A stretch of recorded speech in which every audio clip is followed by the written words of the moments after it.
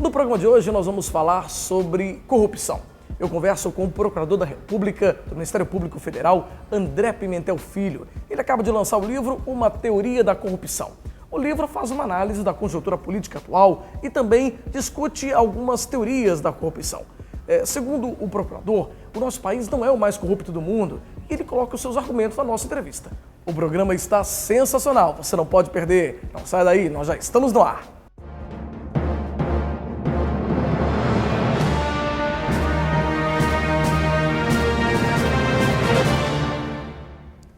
A gente começa a nossa entrevista de hoje conversando com o Procurador da República, doutor André Pimentel Filho, que está aqui conosco. Seja muito bem-vindo, doutor André. Obrigado pelo convite. Imagina, um prazer grande recebê-lo aqui no nosso programa para falar sobre corrupção, né? Um assunto, nós comentávamos um pouquinho antes aqui, que é um assunto tão sério, tão falado nos dias atuais. E o doutor André lançou aqui recentemente um livro chamado Uma Teoria da Corrupção, né? Isso. Um livro que trata desse assunto, traz um aprofundamento sobre esse assunto. E segundo o doutor André, que falava comigo aqui um pouco sobre o livro, né, antes da gente começar, de fato, a gravar o programa, que a ideia, doutor André, do livro é exatamente desmistificar um pouco essa ideia de que o Brasil é um país extremamente corrupto e o mais corrupto do mundo. É isso mesmo? Uma das ideias do livro é essa, colocar o assunto em perspectiva diante da comunidade internacional.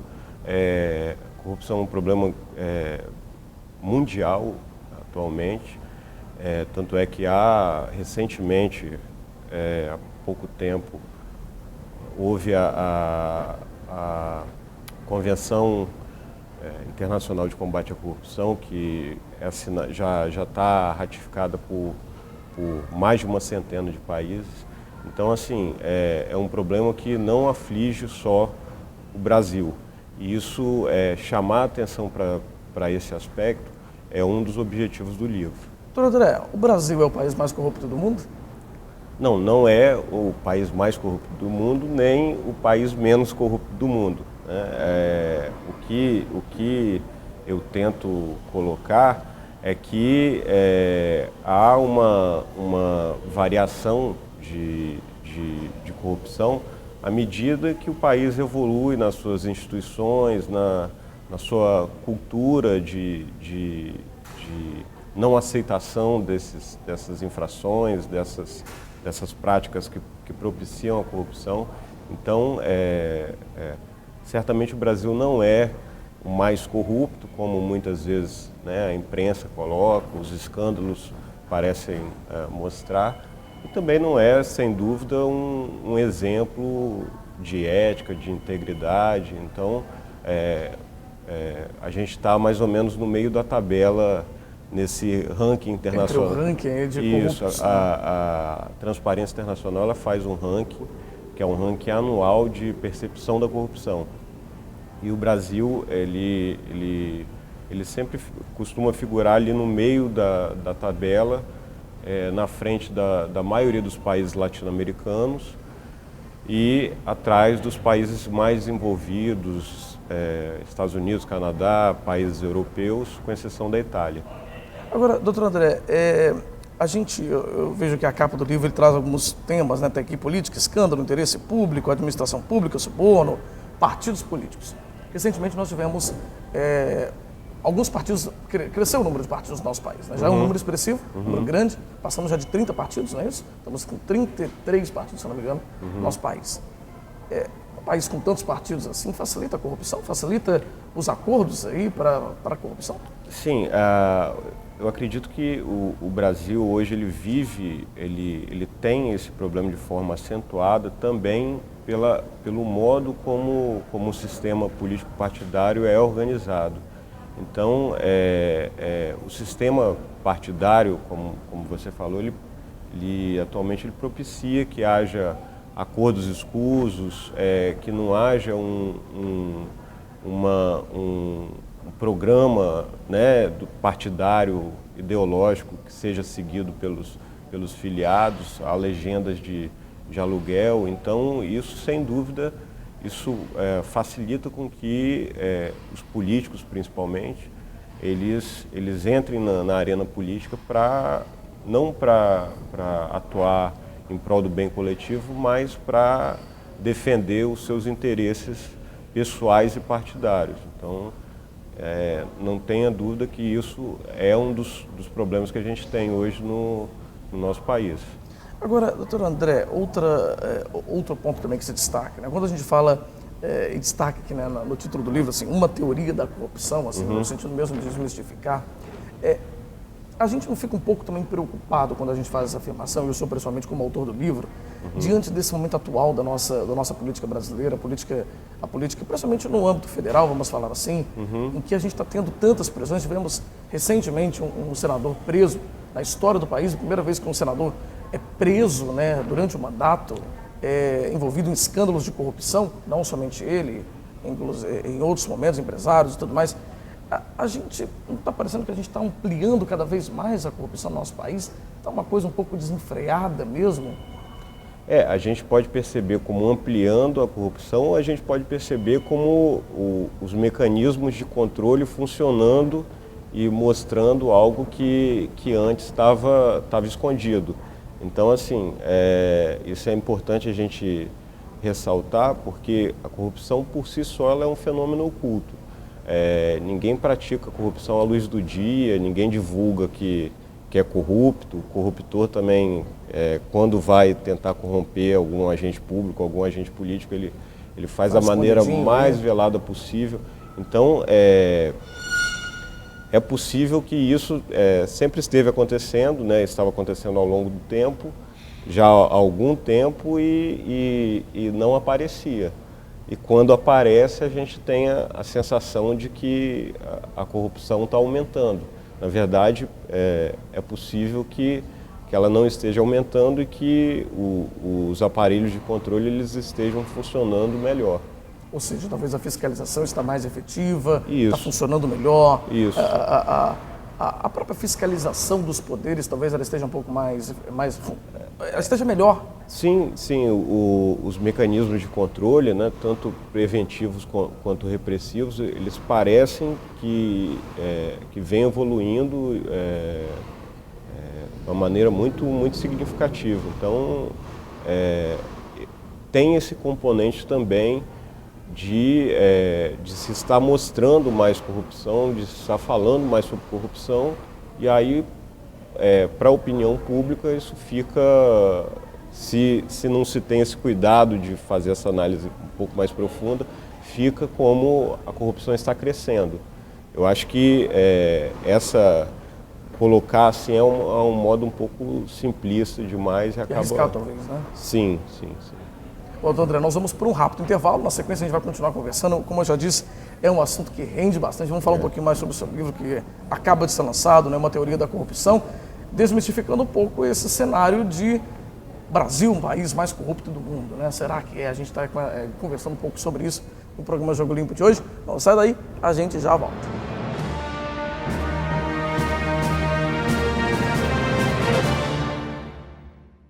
E agora estou aqui no Hotel Comfort Suites Vitória, aqui na Praia do Canto, visitando esse espaço bonito que vocês estão vendo aqui, né? E eu quero conversar com o coordenador de eventos do hotel, o Gerson Fulhani. Tudo bom, Gerson? Tudo jóia, prazer. Olha, mas é um prazer, é sempre nosso falar do Hotel Comfort Suites, que é esse hotel bonito, né, imponente aqui na Avenida Saturnino de Brito, e falar principalmente, né, da programação que vocês têm para o Natal e para o Réveillon, não é isso? Isso, teremos uma programação especial para os nossos hóspedes, para os nossos clientes que estejam passando por Vitória. No Natal nós teremos uma ceia com música ao vivo para estar recebendo todos vocês, comidas típicas natalinas, e aí a gente vai fazer uma programação toda especial para você que queira passar o Natal conosco. Quanto ao Réveillon... Antes da gente falar do Réveillon um pouquinho, Gerson, vamos falar só o horário, né? Como que vai funcionar aqui? Quem quiser participar do Natal, qual dia e horário, como que vai ser? Vai ser uma ceia, será no dia 24, às 21 horas até 1 hora da manhã. Todos vocês estão convidados para estar participando aqui no hotel conosco. E quem quiser participar, como que faz? é só fazer contato conosco aqui, ou pelo telefone 3183-2500, por e-mail, que é o eventos1.csv@atlanticahotels.com.br. Tá certo, agora sim, vamos falar do Réveillon, né? Quem vai passar o Réveillon em Vitória já tem uma opção excelente aqui, que é o Hotel Comfort Suites. Como que vai ser a programação do hotel? Isso aí, Réveillon nós temos uma programação toda especial, que nós vamos ter aqui banda ao vivo, estacionamento coberto para os nossos participantes. Vamos ter, além disso, espaço lounge, espaço kids, música ao vivo com a presença de Ataíde Alisson tocando aqui conosco. Vai ter espaço buffet, exclusividade total para os nossos convidados. Tem a queima de fogos, que é aqui do nosso lado, só sair lá, retornar para cá. A festa vai de 9 horas da noite, de 21 horas até 1 hora da manhã. Tá certo, então. Olha, você que ainda não definiu a sua programação de Réveillon, você não pode perder essa oportunidade. O Hotel Comfort Suites aqui na Praia do Canto, sem dúvida alguma, é uma excelente opção para você passar ao lado da sua família, das pessoas que você ama. Entre em contato, vamos repetir novamente os meios de contato aqui, para quem quiser passar o Réveillon e até mesmo o Natal aqui no Hotel Comfort Suites. Perfeito. O telefone é 3183-2500. Pode falar com a gente no setor de eventos ou com a recepção, ou por e-mail, eventos1.csv@atlanticahotels.com.br. Tá certo, Gerson, muito obrigado e estaremos juntos aqui nessa festa bonita no Hotel Comfort Suites.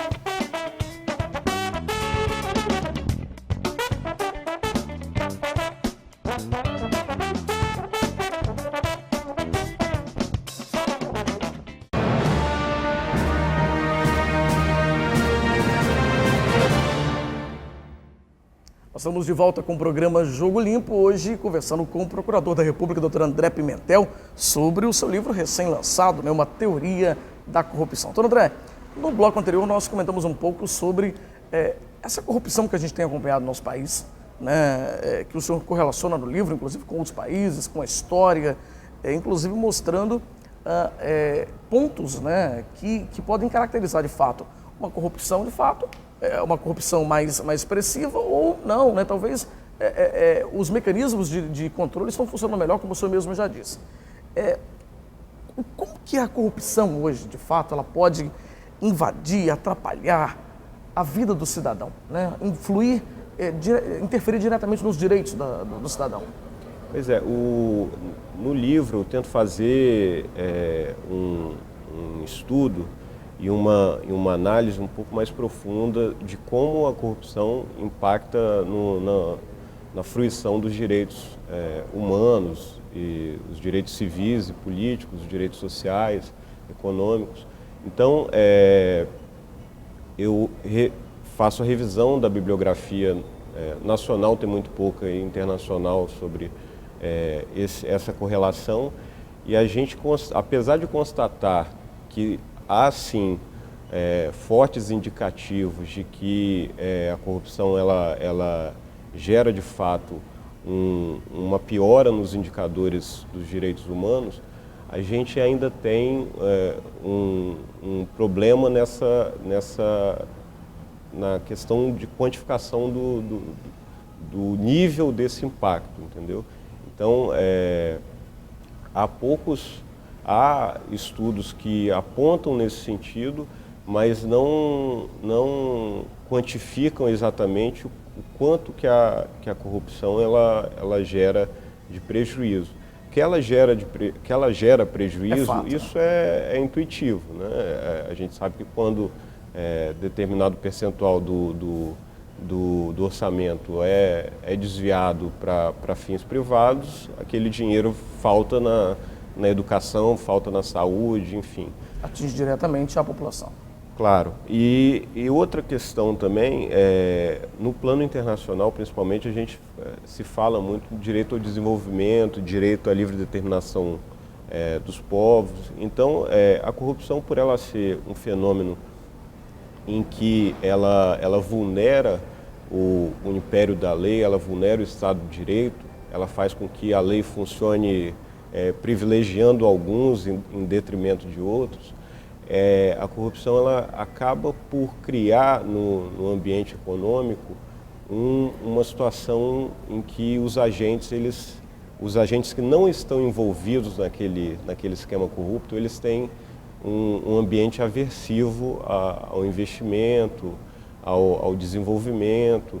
Então, ela não só produz ela tira os recursos da educação, da saúde, enfim, das políticas públicas, mas como ela cria um ambiente em que os agentes privados eles temem investir, temem desenvolver suas atividades porque tem alguém que tem alguns privilégios e acaba tendo uma vantagem indevida naquele sistema. Ou seja, além dela atrapalhar no sentido de não levar recursos para onde deveria ir, ela também atrapalha a economia de uma forma mais macro, a gente pode dizer assim.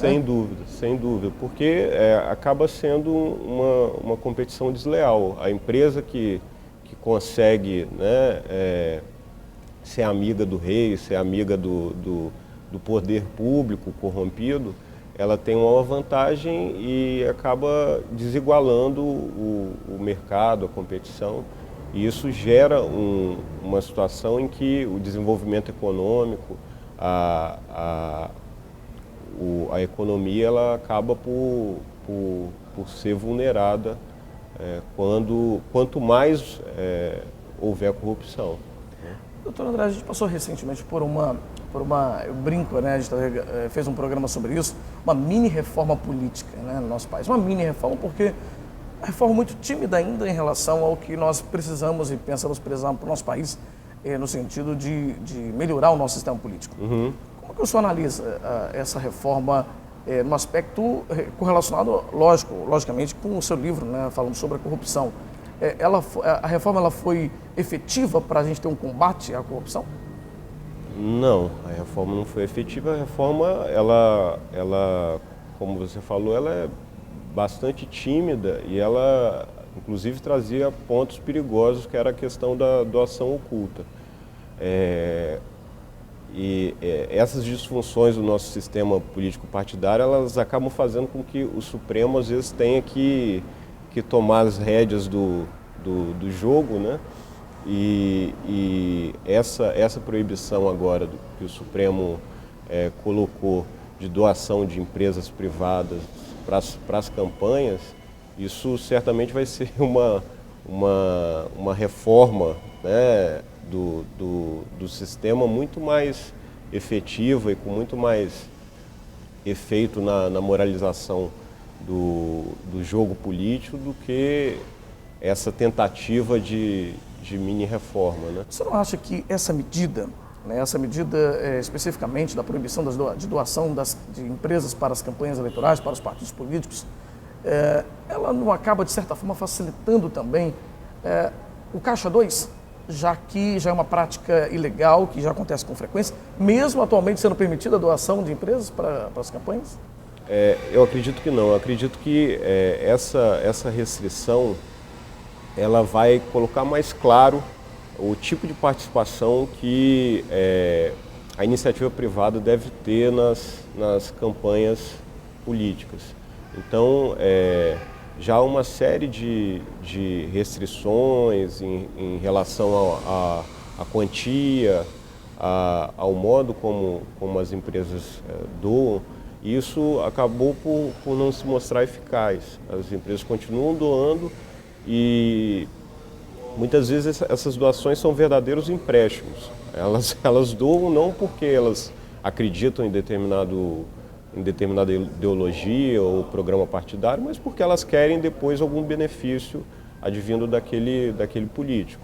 Então, eu acredito que essa proibição ela deixa clara que esse tipo de relação de interesse econômico no sistema político, ele é muito negativo para a democracia. E é importante colocar que não há a proibição absoluta da participação das pessoas privadas na campanha. As pessoas físicas vão continuar podendo financiar, e aí eu acho que vai ficar algo muito mais claro, mais íntegro ao financiamento das campanhas. Ou seja, ela, mesmo sendo ainda muito tímida, muito pequena, né, pontos ainda muito tímidos, mas ela, de fato, esse ponto em específico pode gerar um estado de sofrimento. Esse ponto da vedação do financiamento por pessoas jurídicas, eu acredito que o Brasil, a própria Lava Jato, ela prova isso, né? O quanto que as empresas atuam no sentido de tentar indevidamente influenciar os partidos políticos, os políticos, para terem depois benefícios privados indevidos. Tá certo, então, André, a gente vai para mais um rápido intervalo, mas a gente daqui a pouquinho já volta continuando conversando aqui sobre corrupção no nosso país, no livro Uma Teoria da Corrupção, do Procurador da República, Dr. André Pimentel Filho. A gente volta já já.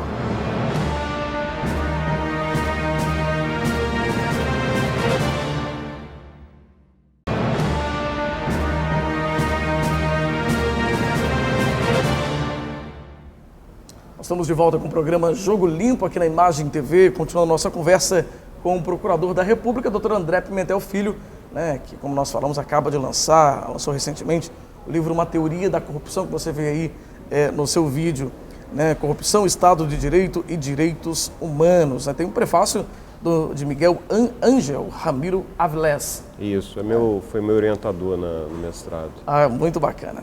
Agora, doutor André, a gente falando um pouco sobre os mecanismos de controle, de defesa, né? O Ministério Público Federal, da qual o senhor é procurador, né? Ele lançou recentemente também uma campanha de combate, no sentido de inibir um pouco a corrupção, são as 10 medidas contra a corrupção, né? Essas 10 medidas, elas vêm no sentido de a gente trabalha diariamente, né, com esse assunto. Então a gente sabe as dificuldades práticas que a gente tem na operação da legislação, enfim, o que na prática não tem funcionado no nosso país no combate judicial da corrupção. É importante a gente lembrar que o combate ele não é só um combate repressivo, mas também preventivo. Tem que existir uma série de normas para influenciar as pessoas no sentido delas não chegarem a praticar a corrupção. Então, primeiro, a gente tem as normas preventivas e, havendo corrupção, a gente tem que investigar, descobrir e punir os atos corruptos. E essas medidas, essas proposições, elas vêm nesse sentido, de melhorar a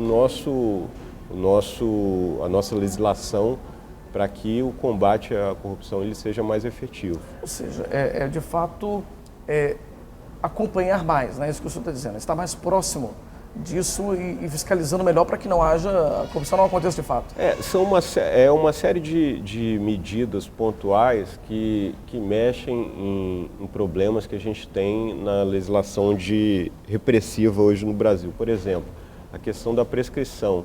A gente muitas vezes tem um processo, a gente consegue descobrir um ato corrupto e o processo tramita por um tempo, vamos supor, 10 anos, e ao final de 10 anos é decretada a prescrição e é como se aquele processo não tivesse existido e como se aquela pessoa não tivesse praticado ato corrupto nenhum.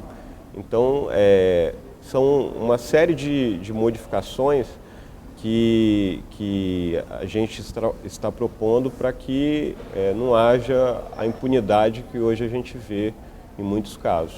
Doutor André, e quem quiser adquirir o seu livro? Ele é um livro técnico, não o senhor falou, mas voltado mais para quem é da área jurídica. Mas quem quiser adquirir, como faz?